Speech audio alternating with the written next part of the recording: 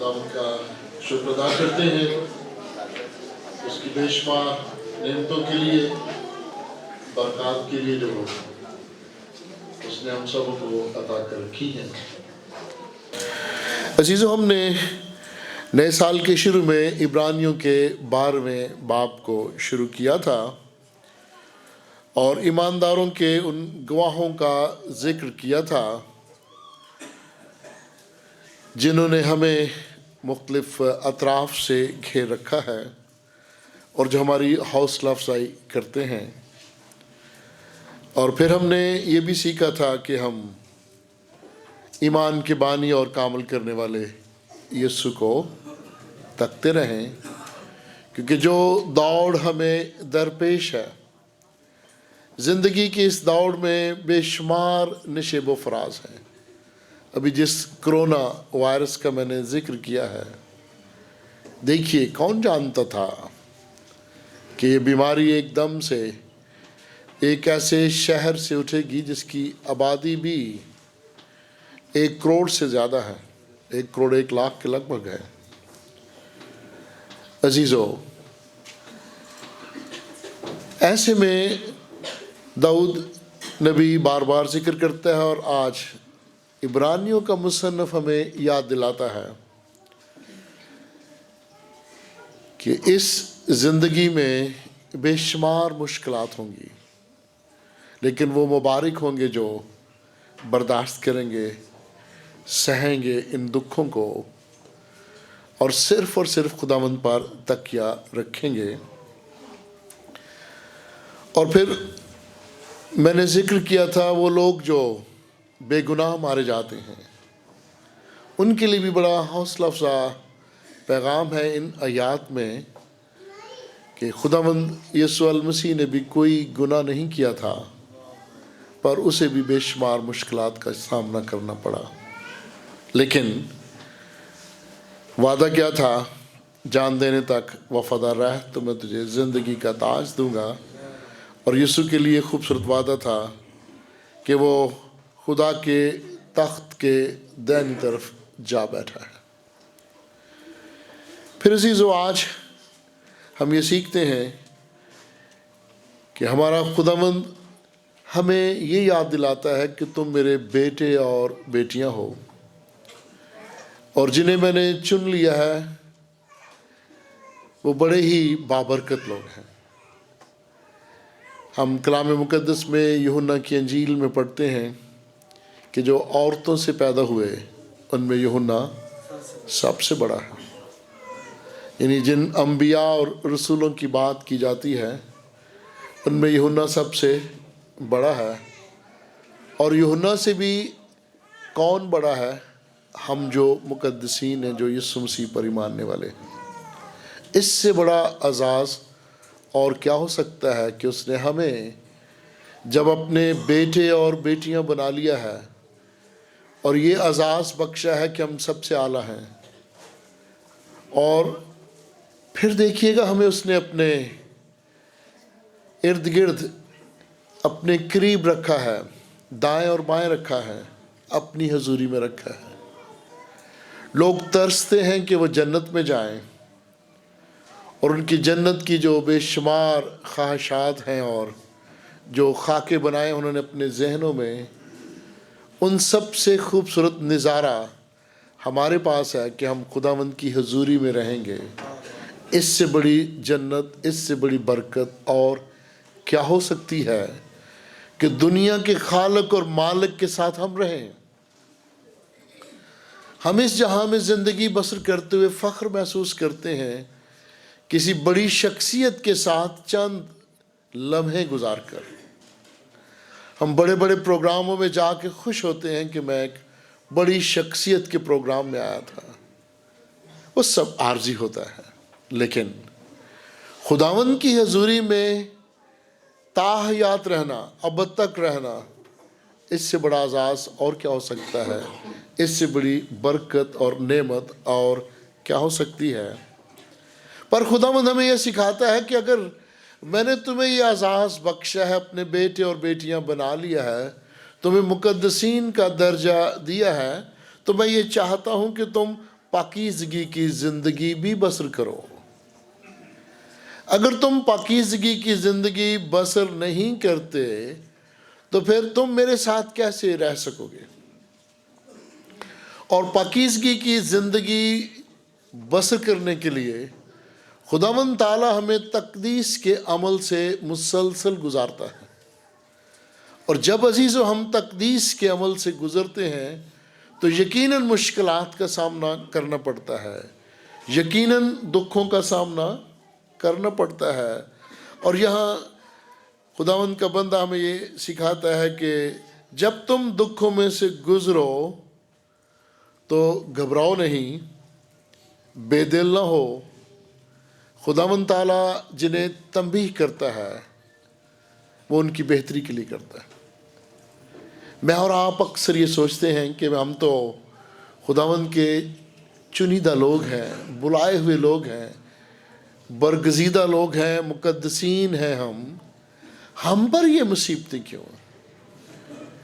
अगर यीशु अल मसीह पर मुसीबत आ सकती है तो हम पर क्यों नहीं? अगर दाऊद नबी पर मुसीबत आ सकती है तो हम पर क्यों नहीं? पौलुस रसूल की ज़िंदगी का मुताला करें और आपके रोंगटे खड़े हो जाएंगे। वो शख्स जिसकी पोशाक को लोग छू कर शफा पाते थे, वो इतने दुखों में से गुजरा, हम वो सोच भी नहीं सकते। उसकी ज़िंदगी, उसका मिशनरी दौरा जो मशरिक़ वस्ता से यूरोप और अफ्रीका तक का था, उसने दुखों में से गुजर कर कलीसिया को एक ऐसी नई मंजिल अता कर दी, एक नया रास्ता दे दिया और कलीसिया उसके वसीला से बढ़ती और फलती फूलती गई। अजीज़ों, खुदावंद का ज़िंदगी बख्श कलाम जिसे वो बेटा बना लेता है उसे वो कोड़े भी लगाता है। यानी दुखों में से गुजरना पहला स्टेप और कोड़े खाना दूसरा स्टेप। मसीही जिंदगी फूलों की सेज नहीं है।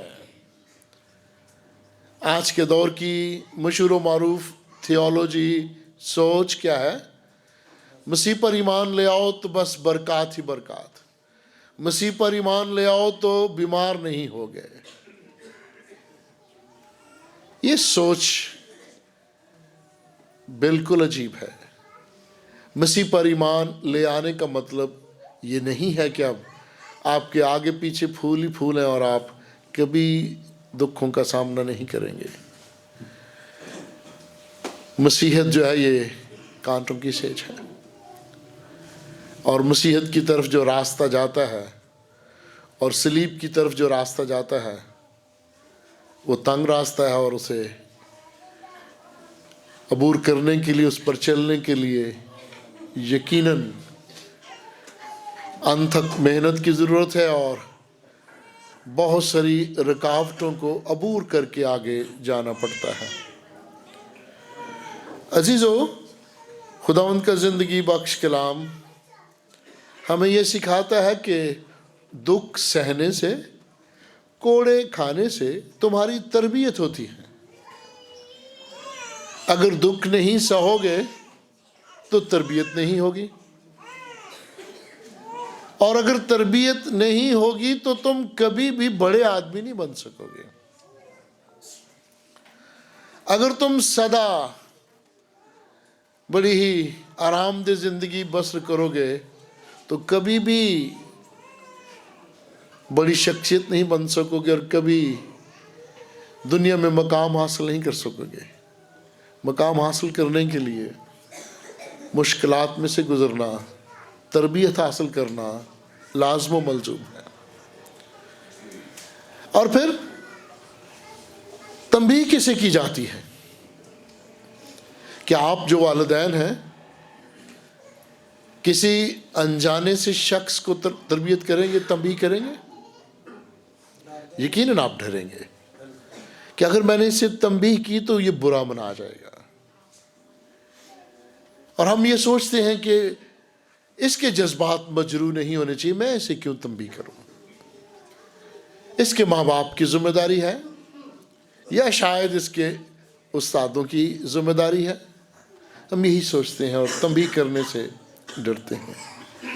پھر عزیزو، آج کے دور میں بہت سارے ایسے خدا کے خادم ہیں جو چرچ کے پلپٹ سے بھی تنبیہ کرنے سے ڈرتے ہیں.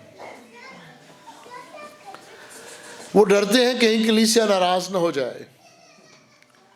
اور کلیسیا میں کچھ لوگ ایسے ہوتے ہیں جو خدا کے خادم کو کہتے ہیں جی آپ نے جو کلام سنایا وہ لا لا کے سنایا، مجھے لگا ہے وہ. تو یقیناً عزیزو، خدا کا کلام دو دھاری تلوار سے بھی زیادہ تیز ہے، اور وہ بند اور گودے سے گزرتا ہے. میں تو اکثر یہ کہتا ہوں کہ ہم جو خداوند کے ادنا خادم ہیں، جب ہم کلام سناتے ہیں،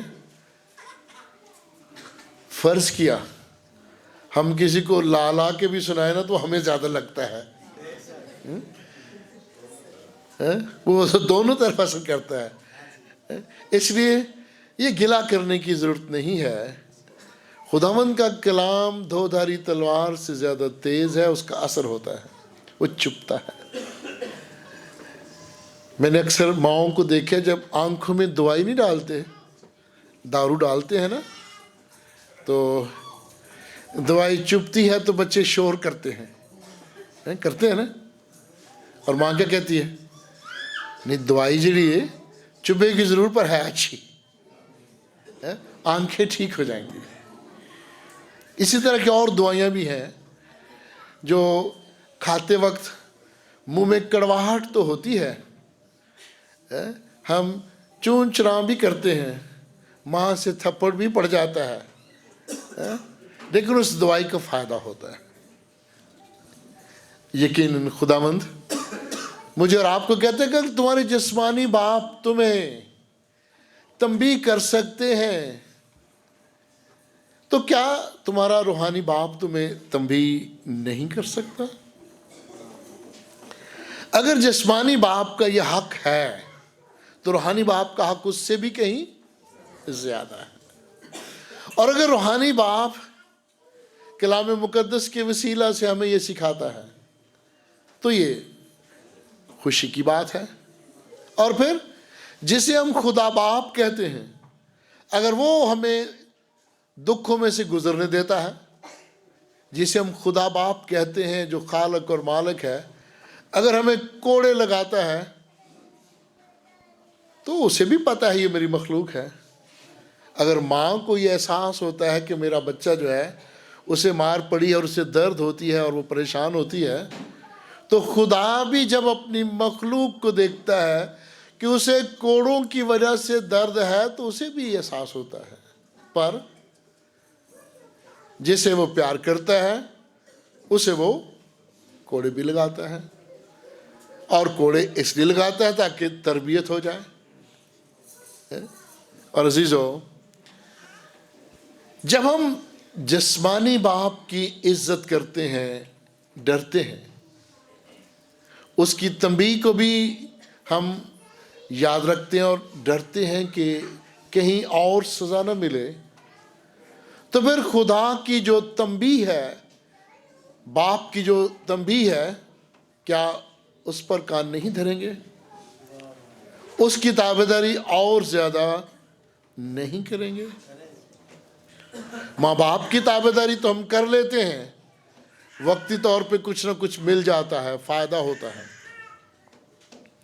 دنیوی مینیجرز جو ہیں، دنیوی جو مالک ہیں، آقایاں، ان کی ہم تنبیہ مان جاتے ہیں، ان کی سزا مانتے ہیں، ان کا ڈر اور خوف رکھتے ہوئے تابعداری میں رہتے ہیں.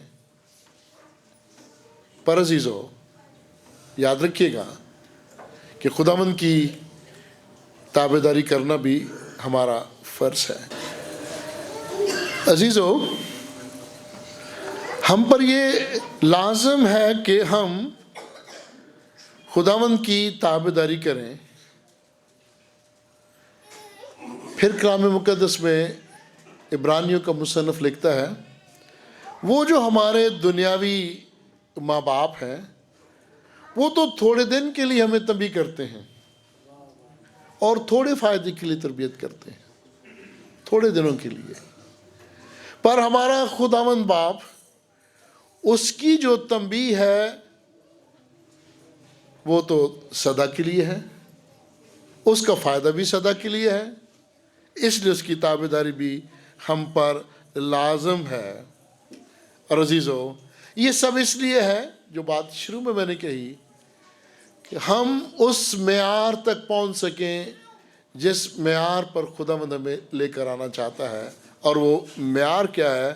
وہ پاکیزگی کا معیار ہے۔ اگر میں اور آپ اور ہم مسیحی جو یسوع کے ماننے والے ہیں، ہمیں یہ معیار نہیں رہتا، تو پھر ہم میں اور غیر مذاہب میں کیا فرق ہے؟ پھر ہم میں اور غیر اقوام میں کیا فرق ہے؟ ہم پھر کوئی دعویٰ نہیں کر سکتے کہ ہم ان سے بہتر ہیں، اور پھر خداوند کے لیے تو سب برابر ہے نا، پھر سب انسان جو اس کی مخلوق ہے اس کے لیے برابر ہے۔ پھر عام فضل اور خاص فضل میں تو کوئی فرق نہیں رہے گا نا۔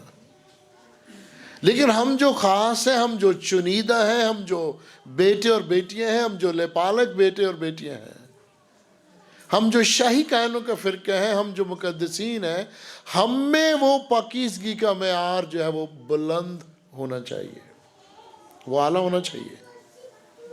اور اس پیراگراف کے شروع میں مصنف لکھتا ہے کہ جسے وہ بیٹا بنا لیتا ہے اس کی وہ پرورش کرتا ہے، تنبیہ کرتا ہے، تربیت کرتا ہے، سزا بھی دیتا ہے۔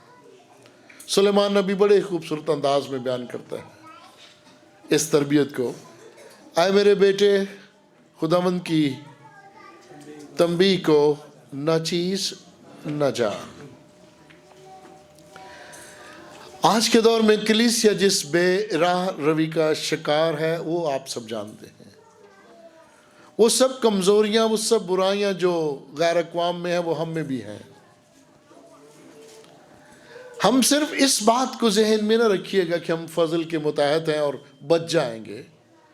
ہمارے لیے یہ بھی لازم ہے کہ ہم پاکیزگی کے اس معیار تک پہنچنے کی کوشش کریں۔ صرف فضل کی آڑ میں ہم غیر اقوام کی طرح وہ حرکات نہ کرتے رہیں جس کے لیے ہمیں منع کیا گیا ہے۔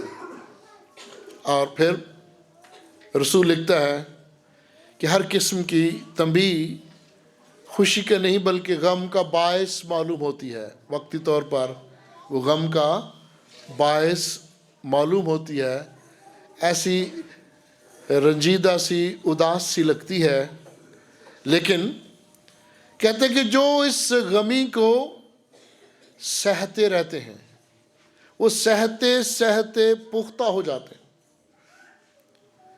ان فکروں پریشانیوں کو جو تنبیہ کی وجہ سے ہیں، ان چھوٹی چھوٹی سزاؤں کو جو ہماری تربیت کے لیے ہیں، ان کو سہتے سہتے پختہ ہو جاتے ہیں، اور بعد میں انہیں چین کے ساتھ راست بازی کا پھل عطا ہو جاتا ہے۔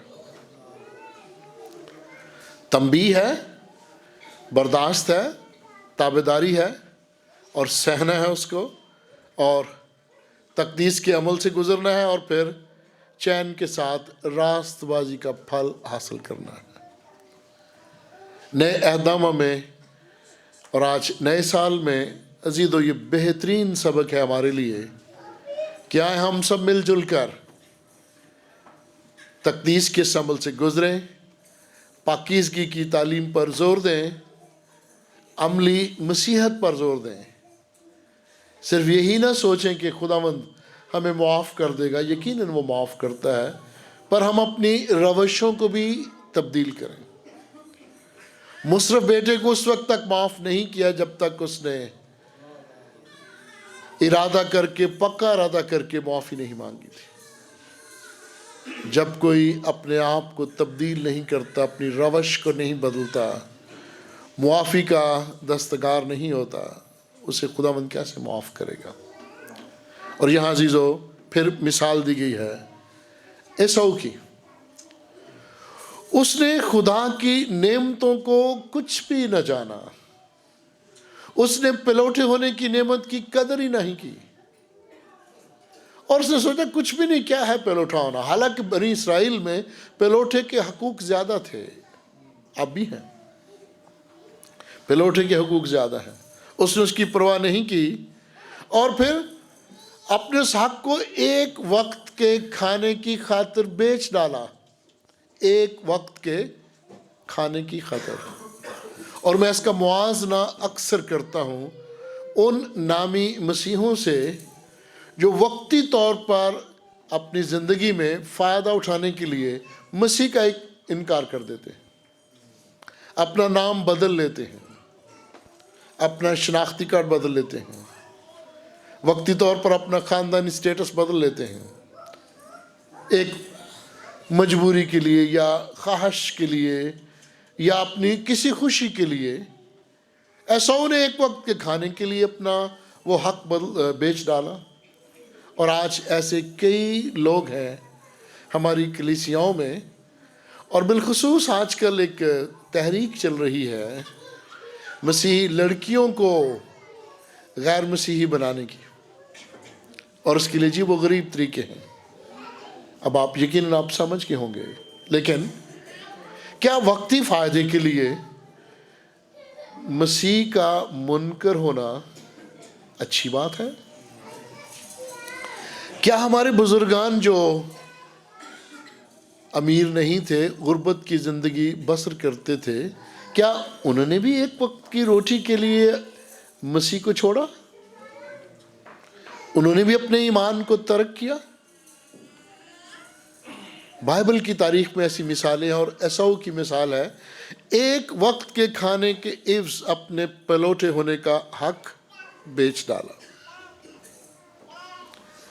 اور پولس رسول لکھتا ہے کہ جو لوگ دینداری کی زندگی بسر نہیں کرتے، وہ اپنے حقوق کی پرواہ ہی نہیں کرتے، کہتے ہیں کوئی بات نہیں، انہیں ان حقوق کی قدر ہی نہیں ہے۔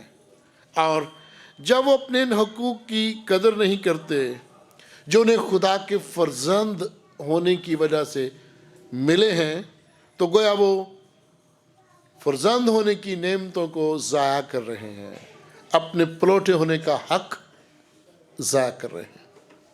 اور عزیزو، ایسے لوگوں کے لیے لکھا ہے، ایساؤ کو جب احساس ہوا کہ میں نے غلطی کی ہے، اور پھر جب اس نے برکت کا وارث ہونا چاہا تو وقت گزر چکا تھا، یعنی وہ حق جو تھا وہ چھن چکا تھا، وقت گزر چکا تھا، اور اس کو ٹھیک وقت پر اپنی نیت کو ٹھیک کرنے کا موقع نہ ملا۔ بہت بعد میں اس کو احساس ہوا، مصر بیٹے کو بھی بہت دیر بعد احساس ہوا، لیکن اس ایساؤ کو دیر بعد احساس ہوا، نیت تبدیلی کا موقع مل ہی نہ سکا۔ مصر بیٹے کو تو ایک وقت آیا، ملا، دیر بعد ملا، اس نے بڑی دیر بعد یہ خیال کیا کہ مجھ سے غلطی ہوئی، اور پھر لکھا ہے، اور پھر اس نے آنسو بہا بہا کر اس کی تلاش کی، پر دیر ہو چکی تھی۔ پیاری بہنوں اور پیارے بھائیوں، ہم اپنی زندگی میں بیسیوں بار ایسی غلطیاں کرتے ہیں، یسوع کے منکر ہو جاتے ہیں، اپنی زبان سے اور اپنے اعمال سے، اپنی حرکات سے، چھوٹی چھوٹی باتوں میں، خود غرضی اور لالچ کی بنیاد پر، اور بعد میں ہمیں احساس ہوتا ہے بہت دیر بعد جب بات بگڑ جاتی ہے۔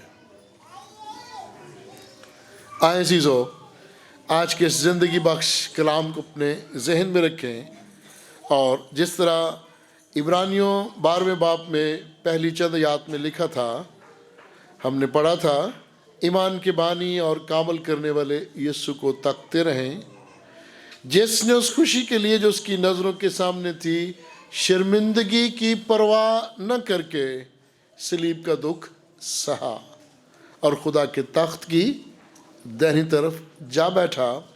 اور اس باب کے اس دوسرے حصے میں यूं लिखा है कि तुम पाकीज़गी की ज़िंदगी बसर करने के लिए कोशिश करो, हिम्मत करो, दुखों का मुकाबला करो। और 12वीं आयत में लिखा है, मेरे साथ मिलकर बोलिएगा, पस ढीले हाथों और सुस्त घुटनों को दुरुस्त करो। पस ढीले हाथों और सुस्त घुटनों को दुरुस्त करो और अपने पाँव के लिए सीधे रास्ते बनाओ, ताकि लंगड़ा बेराना हो बल्कि शफा पाए। आमीन। जब हम चुस्त हो जाएंगे, होशियार हो जाएंगे, तो फिर हम इब्लीस का मुकाबला कर सकेंगे और फिर हम जिस्मानी शिफा भी पाएंगे और रूहानी शिफा भी पाएंगे। तकदीस के अमल से गुजरते हुए होशियार रहना है। इब्लीस कहीं ना कहीं गिराने की कोशिश करेगा कि ये तो तकदीस के अमल से गुजर रहे हैं, ये आगे बढ़ रहे हैं, और कहता है कि होशियार रहना है, लंगड़ा बेराना हो, हम बेराना हो जाएं और यकीनन खुदावंद में बरकत देगा। और ये लिखा है, कोई कड़वी जड़ फूट सकती है, कोई शैतानी कुव्वत सामने आ सकती है, इसलिए सुस्त घुटनों को छोड़ना है, होशियार बन के, और कड़वी जड़ से भी खबरदार रहना है। कहीं ऐसा ना हो कि हम इब्लीस के चुंगल में फंस जाएं और खुदा के फजल से महरूम हो जाएं। आए हम अपने सरों को झुकाएं, खुदावंद के हुजूर झुकें, शुक्रगुजारी की दुआ मांगें आज के ज़िंदगी बख्श कलाम के लिए, जो हमारे कदमों के लिए चिराग और हमारी राह के लिए रोशनी है।